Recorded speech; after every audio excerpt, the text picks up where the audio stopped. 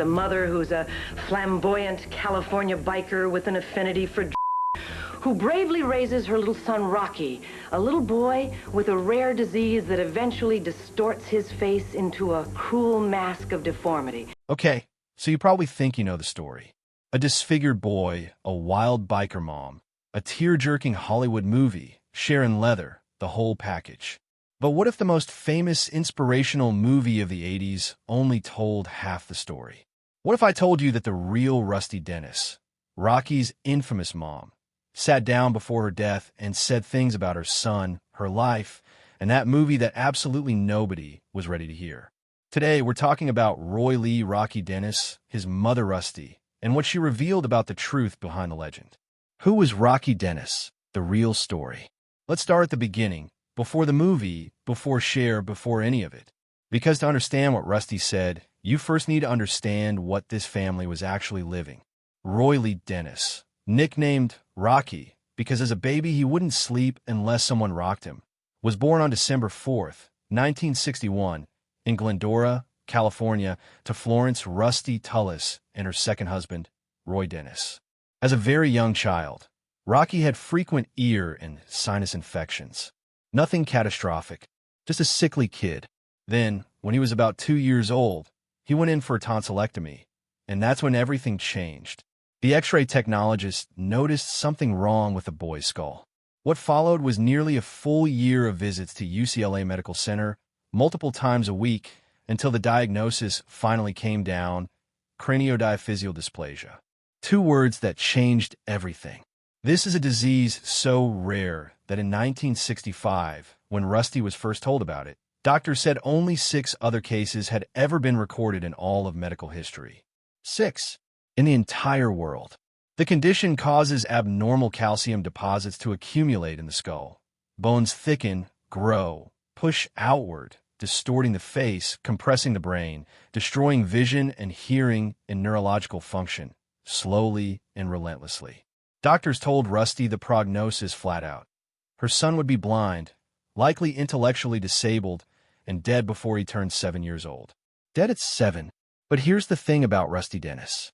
She didn't fold. She didn't retreat into grief. She looked at those doctors and essentially told them she'd see about that. And the story of how she raised Rocky and what she said about it before she died is the story we're actually here to tell. Here's where Rusty really showed what kind of mother she was. She refused to let institutions write her son off. While living in Covina and Glendora, she pushed schools and doctors to treat Rocky like any other kid. Doctors claimed his eyesight was too poor for reading. She dismissed that. Schools tried to move him out of mainstream classes. She fought back. She later told people she believed the resistance wasn't about Rocky's intelligence, which she insisted was intact, but about other parents' discomfort. And Rocky proved her right. His warmth and humor struck screenwriter Anna Hamilton Phelan during a visit to UCLA's Center for Genetic Research. Phelan later said Rusty wasn't conventional, but she was exactly the mother Rocky needed. But before we get to what Rusty revealed, you have to ask yourself, who exactly was this woman? Because the version Cher played on screen, that was the polished version. The real Rusty? She was something else entirely. The woman behind the leather jacket. Let me paint you a portrait of Florence Rusty Tullis, née Steinberg, because the real woman was far more complicated and far more fascinating than anything a Hollywood script could fully contain. Rusty was born in Brooklyn, New York, on May 29, 1936. Her father was a truck driver. She was Jewish, Brooklyn-raised, sharp-tongued from birth. At 13, she was kicked out of junior high school for truancy. At 14, she was smoking marijuana and running with motorcycle gangs. At 15, she dropped out of school entirely and took a job as a hoochie-coochie dancer at Coney Island. She was not old enough to have a learner's permit for a car. At 17, she married her first husband, truck driver Tommy Mason. A year or 2 later, their son Joshua was born. That marriage fell apart, and Rusty moved back in with her parents. Then came her second marriage to Roy Dennis and a move to California. And in 1961, Rocky was born. By the time Rocky was diagnosed, Rusty had already built her entire personal philosophy around a single idea: that you can make yourself well if you believe hard enough. She told interviewers that she had decided early in her life that if a person could make themselves sick, they could also make themselves well. She raised Rocky on that conviction. Every time he had a headache, every time the pain flared, she would send him to his room and tell him to make himself well. Was that empowering? Rocky's spirit certainly suggests it was. But it was also, as we'll get to, a philosophy that carried a shadow. Now here's something the film smartly showed but still softened. Rusty was a full member of the Turks, a motorcycle gang. These weren't cosplay bikers. These were rough, hard-living people who built a world around loyalty and blunt love. And they adored Rocky. The film's character, Gar, played by Sam Elliott, is based on a real man named Bernie Tullis, Rusty's partner. The entire biker circle that surrounded Rocky wasn't set dressing. They were his family. And Rusty's drug use? She was direct about it in a way the movie never quite captured. In interviews, she pushed back on the film's framing. The movie suggested she used because she was struggling, because she was overwhelmed and drowning. Rusty didn't accept that framing. She said she partied all the time and drugs were part of the partying lifestyle. That's not a woman in pain reaching for a crutch. That's a woman who partied hard and owned it. That distinction mattered enormously to her. So what does a woman like this, biker, drug user, school dropout, fiercely unconventional mother, actually say when the cameras come calling after her son dies? Because what Rusty said about the film, about Rocky, and about the night he died, that is where the bad really starts. The movie, the money, and what Rusty actually said. By 1985, Mask was in theaters across America. Directed by Peter Bogdanovich. Starring Cher as Rusty and Eric Stoltz as Rocky. It grossed over $48,230,000 at the box office. And Rusty Dennis had been paid $15,000 for the film rights. I want you to sit with that number for a moment. $48 million at the box office. $15,000 to the woman whose life, and whose dead son's life, made it all possible. But here's what makes that $15,000 even more complicated. According to the Mask Wikipedia entry and multiple interviews, most of that money went directly to pay medical bills for her older son Joshua, who was at that time undergoing treatment for AIDS.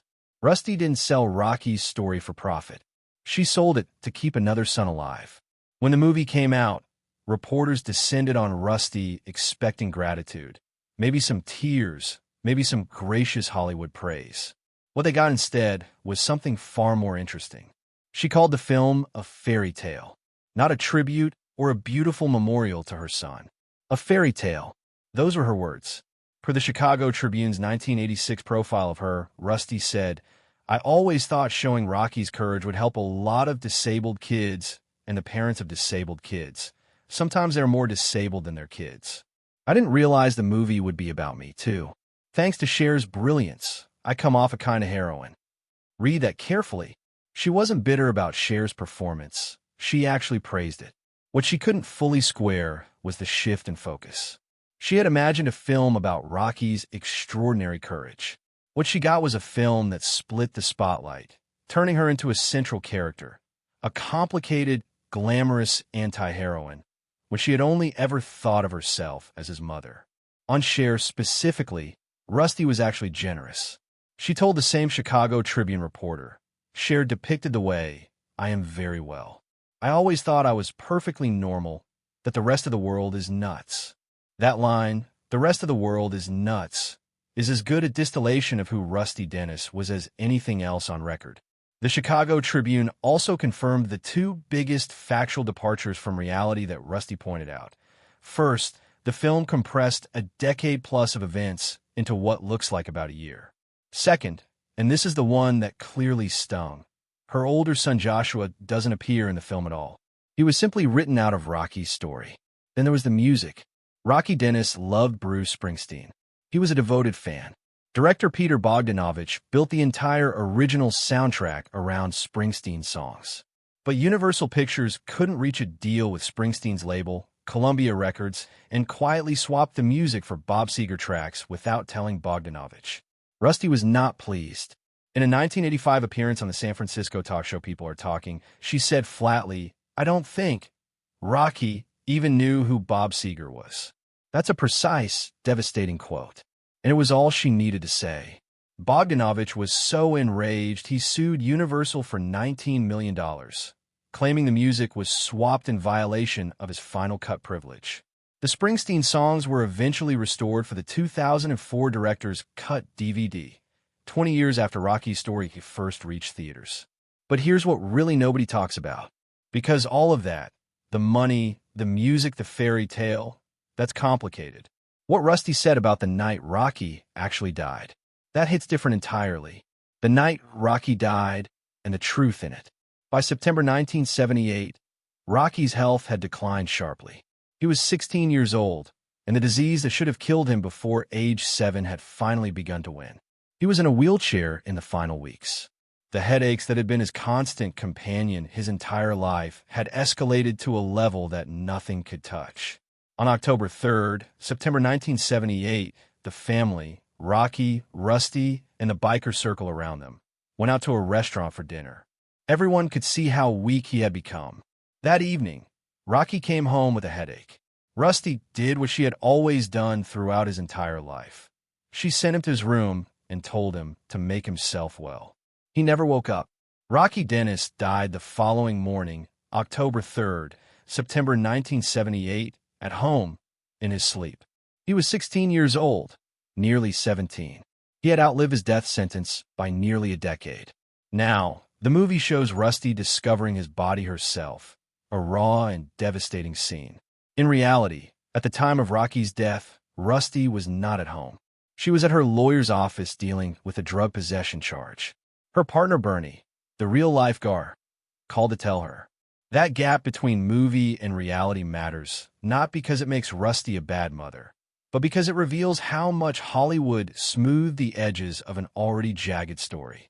And there's something Rusty said about her parenting philosophy, the make-yourself-well approach she had applied to Rocky from infancy, that deserves to be examined without editorial spin. She never publicly described it as a failure or framed it as guilt. That characterization would be putting words in her mouth. What she did say, plainly and repeatedly, was that she believed in it completely. Whether that philosophy also meant Rocky's pain was sometimes minimized, that is something only Rocky and Rusty knew. What the record confirms is that she never backed away from it, never apologized for it, and believed to the end that it had given Rocky something invaluable, the refusal to see himself as dying. But to fully understand Rusty Dennis, you have to understand Joshua, because the brother the movie erased is the key to understanding almost everything else, including why she sold Rocky's story in the first place. Joshua, the son Hollywood left out. Joshua Mason was Rusty's first son, and Hollywood erased him from Mask. That omission reportedly bothered her. In 1985, Joshua was a writer in San Francisco. A year later, he was diagnosed with Kaposi's sarcoma, the cancer widely associated with AIDS during the mid-1980s crisis. He was openly gay and described his mother as supportive, though she hoped for grandchildren and once suggested a sperm bank. Joshua died in 1987 at 32. Rusty had now lost both sons. According to Mask Records, most of the film rights money she received went toward Joshua's medical bills. She sold one son's story to try to save the other. In a Chicago Tribune interview, she once said, "Joshua doesn't believe in dying, and neither do I." And so, by the time it was Rusty's turn to face the end, what did she leave behind? What did this defiant, complicated, impossible woman say when the clock was running out? Rusty's final chapter. After Rocky died, Rusty moved to San Francisco and took up Buddhism. She worked as a counselor helping drug addicts. She had plans at the time of the film's release to work at the Shawnee Project, a workshop for the terminally ill, including AIDS patients. The woman who had once been defined entirely by chaos was, by 1985, building something quieter. She still rode motorcycles. On October 14, 2006, Rusty, then going by Florence Tullis, was riding her three-wheel motorcycle when a right tire fell off. She lost control. The bike struck a curb. Her body slammed into a telephone pole. What makes the aftermath harrowing is that no one knew. Friends and family had no idea until a brief item in the San Gabriel Valley Tribune mentioned an unidentified 70-year-old woman injured in a motorcycle accident. They connected the dots and went to her. She had broken both legs and suffered a punctured lung. She survived the initial accident. She was Rusty Dennis, of course she did, but the resulting infection was the thing that could not be fought off. Florence "Rusty" Tullis died on November 11th, 2006, at Beverly Hospital in Montebello, California. She was 70 years old. Before she died, she never stopped being exactly who she had always been. She said Rocky's death was just another place to go, and he loved going places. And she said that death was something she and Joshua simply did not believe in. She never asked, why me? Not once. Not for Rocky. Not for Joshua. Not for herself. The Chicago Tribune profile described her in 1986 as a 49-year-old Jewish mother, former drug addict, go-go girl, and Shackley product distributor, living in a good housekeeping neat biker crash pad in San Francisco's ethnic Mission District, with one nephew and 3 bikers named Pelican, Lenny, and Steve. That description is one of the great character portraits in American journalism, because it's absurd and it's real, and it somehow explains everything. And so with all of that on the table, all the mess, the truth, the gaps between the movie and reality, what does it actually mean? The legacy, and what it all really means. Here is what the verified record shows us when we strip away the Hollywood gloss. Rocky Dennis lived 16 years, nearly 17, with a disease that should have taken him before he could read. He did it with wit, warmth, and a complete refusal to define himself by how he looked. He graduated Sandburg Junior High as an honor student after starting academically behind. He was elected best buddy, most good-natured, and friendliest camper. He tutored classmates for $3 an hour and negotiated the rate himself. He memorized the night sky. He fell in love at summer camp with a blind girl who could not see his face and saw everything else. He asked his doctor, when offered surgery to correct his features, "Who will I see in the mirror if I change my face?" He chose his face. His mother, meanwhile, was a Brooklyn-born biker with a drug habit, a truancy record, and conviction that the world was more broken than her son. And she was right. She fought school principals who tried to shunt Rocky into special education. She berated doctors who tried to box him in with timelines. She surrounded him with a family of rough, loyal people who loved him without conditions. She told him every day that he was not a victim. And yes, she told Rocky on the last night of his life to go to his room and make himself well. She had told him that his whole life. In his whole life, he had tried. The screenwriter Anna Hamilton Phelan, who wrote Mask, put it simply, this was not the PDA Mother of the Year, but she was the perfect mother for Rocky. Whether you read that as a compliment, a complication, or both is up to you. The facts are what they are. Rocky Dennis died at home, in his sleep, without machines, without a hospital, without indignity. His mother had promised him that, and she kept that promise. Rusty Dennis died November 2006 at 70. She died the way she lived, moving on her own terms, unable to stop.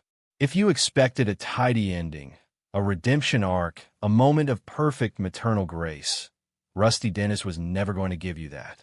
She gave you something harder and more real, the truth, exactly as complicated as it actually was. And now you know. Drop a comment below. Did you know any of this before today? Because most people didn't. Like and subscribe if this blew your mind, because we've got more real stories behind Hollywood's favorite myths coming every single week.